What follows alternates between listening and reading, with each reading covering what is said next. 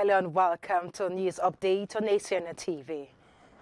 The Primate of all Nigeria and Bishop of Abuja Diocese, the Most Reverend Dr. Henry Ndukuba, and his wife, Mrs. Angela Ndukuba, joined by the clergymen of the diocese, leads the members of staff of St. Matthias House for the 2022 annual Chapel Harvest Thanksgiving, tagged the Harvest of Abundance. Also in the service were some of the members of the congregation in the Diocese of Abuja Anglican Communion.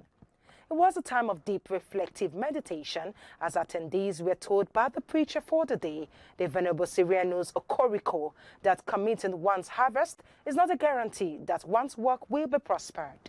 He said God only prospers the work of clean hands.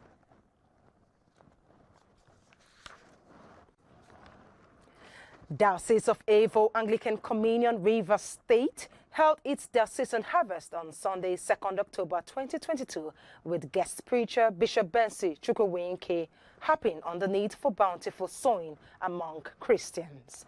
The Right Reverend Chukwuwinke, who is the Bishop of the Diocese of Agu and Niri Enugu State, stated that Christians must sow in the service of God. The harvest held at St. Jude's Anglican Church, Oginigba Deanery, attracted a multitude of diocesan faithful from all the churches in the diocese, led by the bishop, the Right Reverend Innocent Uchechukwu Odu, JP, and his wife, Mrs. Chinyere Uchena Odu. According to him, some people go to places looking for God while he is in their midst.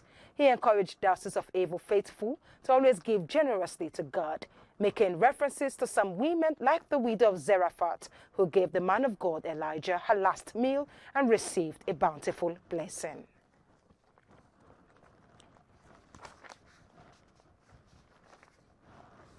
President of the Christian Association of Nigeria and co-chairman of the Nigeria Interreligious Council, Archbishop Daniel Oko, has urged all citizens to continue praying for Nigeria, especially as the elections draw near.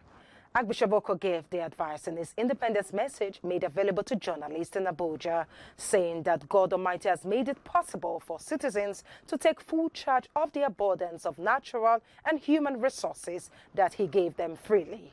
He stressed the need for electorates to look at for politicians who are genuine and who are sincere to provide the basics that will be the catalyst for economic growth and development of the country. He noted that despite the political instability our nation has experienced since independence, the past and present leaders of our nation have demonstrated commitment towards ensuring that we remain united as one indivisible entity.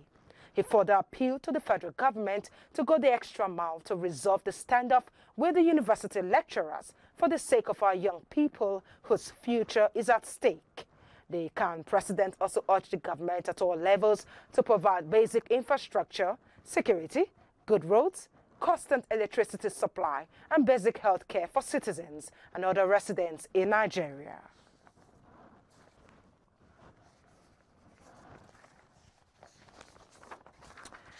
The Christian Association of Nigeria, CAN Northern Nigeria, lamented that despite 62 years of nationhood, Nigeria is sharply divided along religion and ethnic lines.